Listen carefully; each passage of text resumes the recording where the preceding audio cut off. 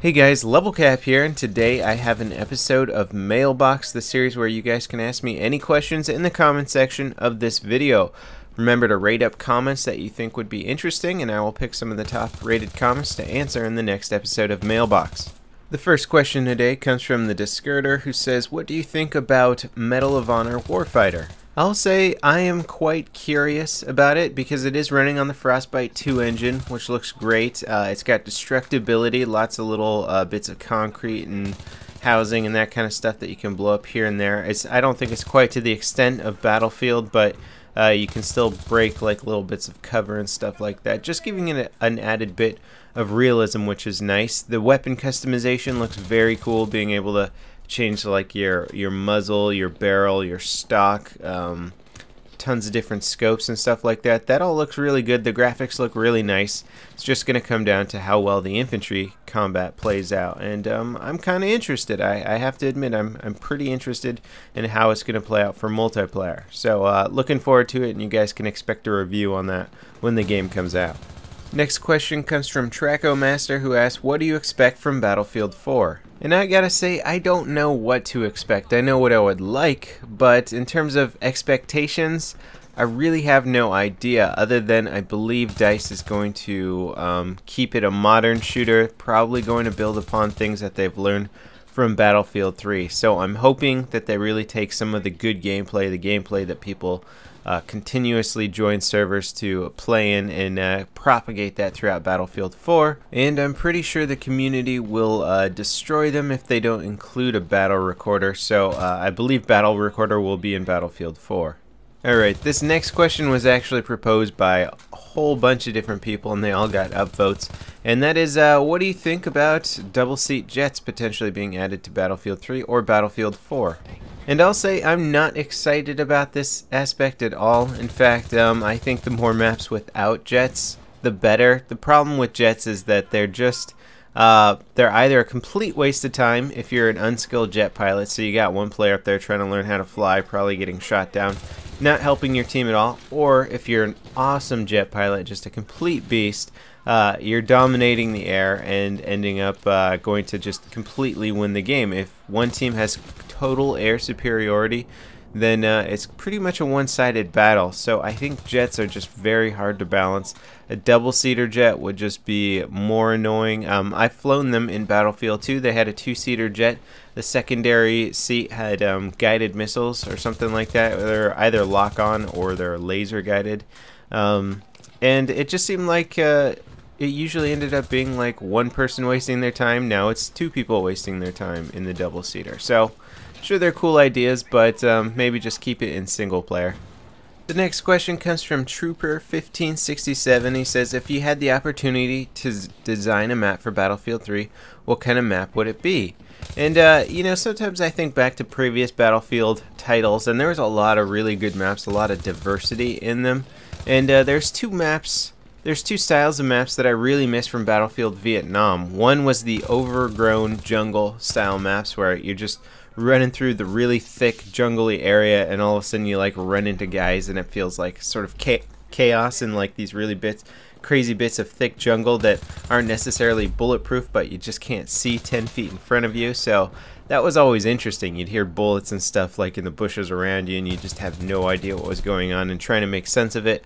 I always enjoyed that. And then they had these sort of ruined cities from Vietnam, so if they could pick like sort of deserted cities where lots of people could get up in all these dark little buildings and stuff like that. I guess you could compare it to Karkin or Strike at Karkin, but it was just sort of a darker, muskier feeling. You know, everything was sort of foggy and overgrown, and it was just a cool place to fight in.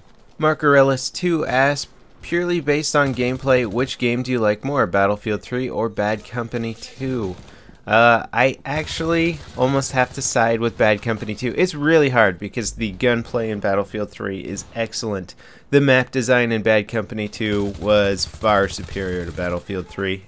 And when I think back on like some really fun or memorable iconic moments in just Battlefield history, there's a lot of them that end up in Bad Company 2, playing some really good games of Rush. on some of these just very iconic maps where everything's getting destroyed, cities are getting leveled, your entire team's trying to get to these MCOMs, and they're just really fun. You really felt like the whole team was pushing these MCOMs and trying to work together as a team. And in Battlefield 3, there are definitely those moments, but for some reason just the map layout, map design feels a little bit different. Bad Company 2 just seemed like there was a lot of really good avenues, the perfect amount of avenues to attack each MCOM. Battlefield 3 seems either too choke pointy or way too open.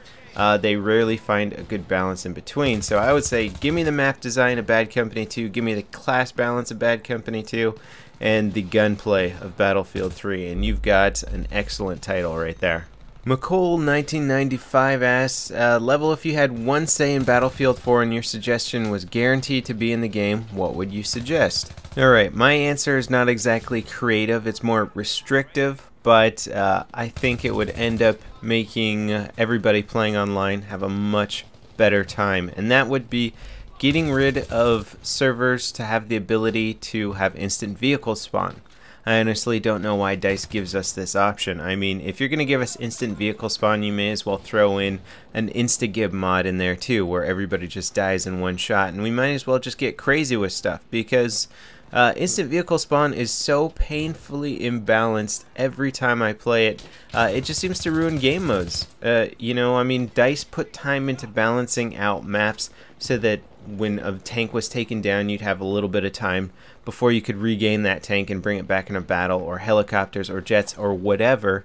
And then with instant vehicle spawn, it's like, oh, it's dead, it's back in the air in a second. So it's constantly both sides having all of their vehicles all the time, and it just totally imbalances it against infantry combat, and ends up being a really bad game mode. I really wish DICE didn't let servers have the option for instant vehicle spawn. And if they got rid of it in Battlefield 4, I think everybody would be having a lot more fun online, because right now when I try and find a good game of Conquest, 90% of them are instant vehicle spawn. Alright, let's get into some of the stupid questions you guys asked, and for all those teachers out there who say there are no such thing as stupid questions, these questions here are stupid. Cabo123 asks, if you were a girl, would you do porn? I don't see why being a girl should make doing porn more enticing. If you think about it, if you're a girl doing porn, the chances of being around dicks is greatly increased. So I would say it's less enticing to do porn if you're a girl. I honestly, it's a ridiculous question, sir. Tim the Deal says, would you rather fight 100 duck-sized horses or one horse-sized duck? Now, regardless of how stupid this question is, I actually did have to spend a little bit of time thinking about it, because a gigantic duck would be absolutely terrifying. I mean, I don't know what kind of weapons I would have in this situation, but if I didn't have any weapons, that duck would kick my ass, and that would not be fun to get eaten by a gigantic bill. I mean, those things don't have teeth. You almost want it to have teeth so it could end it faster, but just a giant bill, that would really suck. But then on the offside, you know, you're thinking a whole bunch of tiny horses. Well, what are they gonna do? You know, horses eat grass. That's not very terrifying, and they'd be super tiny. They'd be like tiny little duck-sized horses. But 100 of them, I mean, trying to actually picture 100 of these horses. Again, it depends what your environment is. You know, if I had something to defend myself, if I had like a house, so it was like 100 tiny horses, like a zombie horde trying to break in the door and stuff, you know, I'd at least have some sort of defensive options. But then if you're just like out in a field and 100 tiny horses, that might actually be worse than a duck, because they would definitely overrun you and just like trample you to death very, very, very slowly. So yeah, I guess if I were out in a field, I'd say go for the giant duck.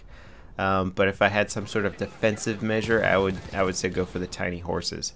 Alright, I spent way too much time thinking about that question. Mohammed Basha asks, and this is continuously asked, and I might as well answer it so you guys can stop asking. Level cap, boob or ass? Can't answer both. And I would rather date a girl that had a great ass and no rack as opposed to a girl with a great rack and no ass. However, if you can find both and you don't have to choose, then you're set. And one last question from Tinklepoo101, great name, sir. Do you think Dino mode is good for Battlefield 3 or any upcoming Battlefield 3 games? And I would say, you know what, learn from the Call of Duty series in that regards. Call of Duty didn't bring in zombie mode until they had sort of really explored to the fullest extent the infantry combat and perfected the infantry combat in their game. Everybody was happy with the infantry combat before they brought in zombie mode and spent a lot of time focusing on that. So I would say, you know what, keep it out of Battlefield 4, really work on perfecting the series, because I think Battlefield 3 still has a lot of bugs, a lot of issues, and a lot of map design flaws. So I would say focus on those areas of the game, and once that's perfected, say Battlefield 4 was an awesome game, then maybe bring in some dinos for Battlefield 5 just as that fun little extra game mode. I'm not opposed to it. I think it could actually be a lot of fun to have some sort of multiplayer defensive game mode where you had to try and hold that against wave after wave of dinosaurs. So that about wraps it up for this episode of Mailbox. Thank you for submitting all your questions. Remember to submit more questions for this video here. If I didn't get around to your question last video, try submitting it again. Try and get it some upvotes so I'm more likely to recognize it or pay more attention to it. Remember to upvote questions that you really want me to answer. As always, if you enjoyed the video, don't forget to rate it, and I'll see you guys next time. This is LevelCap, signing off.